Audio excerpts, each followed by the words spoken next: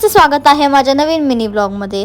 जसं तुम्हाला माहिती आहे दादा लंडन वरून आला होता आणि परत त्याची जायची तयारी। तो फक्त 1 महिन्यासाठीच आला होता आणि हा 1 महिना कसा गेला काही समजलंच नाही। 2-3 दिवस आधीपासूनच आम्ही त्याची पॅकिंग चालू केली होती, कारण की काही सामान होतं जे त्याला त्याच्यासोबत न्यायचं होतं। हा होता कालचा दिवस जेव्हा आम्ही दादाला एअरपोर्टला सोडायला गेलो होतो। रात्री 3-4 तासाची झोप घेऊन आम्ही सकाळी लवकर उठलो। सगळी तयारी झाली होती, दादा देवाच्या पाया पडला आणि मग आम्ही निघालो। सकाळी लवकर निघालो होतो म्हणून खूपच थंडी होती आणि असं वाटलं होतं रस्त्याला बिलकुल ट्रॅफिक नसेल, पण थोडीशी ट्रॅफिक आम्हाला लागली। पण खंडाळाच्या तिथं पोहोचल्यावर आम्हाला जो व्ह्यू दिसला तो खूपच भारी होता। मग सगळ्यात पहिला आम्ही मामाच्या घरी गेलो। मामींनी मस्त पोहे बनवले होते, खूपच टेस्टी। मग तिथून मामाच्या घरून निघून आम्ही गेलो एअरपोर्टला। जाताना तर खूपच जबरदस्त ट्रॅफिक लागली, पण आम्ही टायमाच्या आधी पोहोचलो। दादाचं चेकिंग पण टाइमच्या आधीच झालं आणि त्याचं चेकिंग होतोपर्यंत आम्ही एअरपोर्टवरच थांबलो होतो। असा होता माझा आजचा दिवस।